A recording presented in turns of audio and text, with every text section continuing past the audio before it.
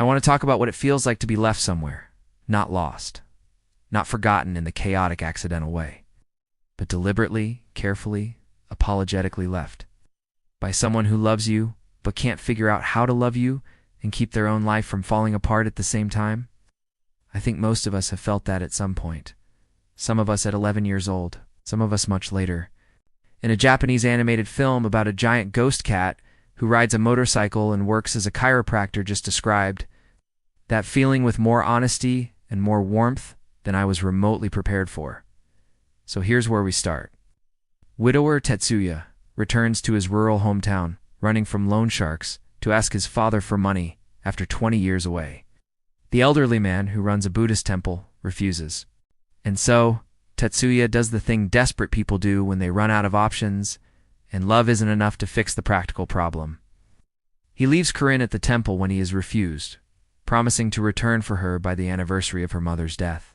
Corinne is 11. She has already lost her mother. Now her father has driven away down a rural road and left her with a grandfather she barely knows in a countryside that is nothing like the Tokyo life she understands. And the very first morning, before she's even had time to build a wall around the hurt, Anzu casually pulls up to the temple riding his motorcycle to no one's shock. A giant anthropomorphic cat, 37 years old, notorious layabout, part-time chiropractor. It's full-time. Impossible to explain. He is without question one of the most immediately lovable characters I have encountered in any animated film in years. Here's what the movie understands that most grief stories fumble. The animated comedy believably portrays children not as unimpeachably innocent, but capable of cruelty and anger. Corinne is not a sweet, sad child stoically enduring her pain. She is furious. She is difficult. She is the kind of angry that looks like misbehavior from the outside and feels like drowning from the inside. Distrustful of her new guardian, Corinne sabotages Anzu's odd jobs for the townsfolk. She makes his life difficult because her life became difficult without her permission. That's not a character flaw. That's just what 11 looks like when it's hurting. And Anzu, this enormous, ridiculous ghost cat who has been alive for 37 years and somehow still hasn't figured out responsibility, meets her anger with something that is not patience exactly, not wisdom exactly, just presence. Keeps showing up. He keeps being there. Not because he's particularly good at it, just because he doesn't leave. That matters more than any of his other qualities. In this film, and everywhere else, the people who don't leave. As Corinne explores her surroundings, she befriends a cast of quirky local forest spirits who introduce her to the enchanting and often whimsical aspects of nature, providing her with a sense of belonging and joy amidst her struggles. And slowly, not dramatically, not in a single scene where everything clicks, but slowly, the way real things slowly happen, Corinne starts to let the new world in. And the film does something I didn't expect at all. The god of poverty becomes attached to Corinne. The god leads them to the land of the dead through a portal in an out-of-order toilet stall in order to see Corinne's mother. While there, Corinne sees her father being dangled between life and death, informed he has been beaten half to death by the loan sharks. And just like that, the adventure becomes something else entirely. Corinne in the land of the dead, standing between the mother she lost and the father who left her, trying to hold both griefs in her small hands at the same time. That scene.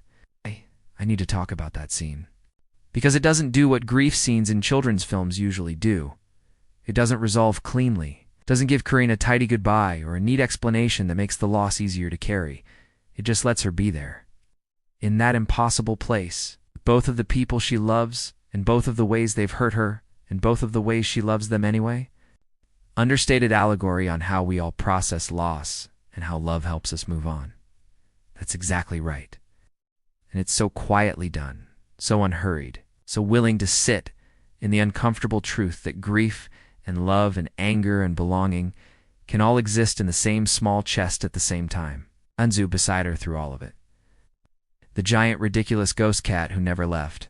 Is this a perfect film? The script meanders for nearly an hour before reaching the film's true core, demanding a lot of patience from the viewer. Fandom, some of the early wandering Anzu doing odd jobs, shopping, cooking. Just existing in his rural world will test anyone expecting a traditional narrative pace. But here's the thing about that wandering. It's not empty. There's a curious stylistic distinction. The impish tone stays consistent throughout. making for a wildly enjoyable Japanese animated effort on its own wavelength. There's a special power in the scope of its imagination, and how that imagination is drawn in the service of a world that's somehow both limiting and infinite at all once. And the animation itself filmed in live action, first with actors whose voices were captured on location, then meticulously redrawn frame by frame, creates a sense of realism, where the vibrant watercolors and subtle lines evoke the neo-impressionist works of Renoir and Monet. It looks like nothing else. It's genuinely, completely, beautifully like nothing else. I keep thinking about what Anzu actually is in this story. He's not a parent, not a teacher, not a hero. He's just a presence, someone who showed up and stayed, who filled the space that was left empty, not by being what Corinne needed, but by simply not leaving while she figured out what she needed herself. And I think about the people in my life who have done that. The ones who didn't fix anything, didn't explain anything, just stayed, showed up, rode their motorcycle to the temple one more time. If you know someone sitting in the middle of a loss right now, the kind that doesn't have a clean shape or a clear end, watch this with them. Let Anzu be the thing the words can't be. And if that someone is, you just know the ghost cat is out there, riding toward you on his motorcycle, showing up in the most unlikely form. He always does. If this kind of video speaks to you, the quiet ones, the ones about grief and belonging, and the unexpected shapes that love takes, subscribe and stay. I'll always be here finding them. See you next time.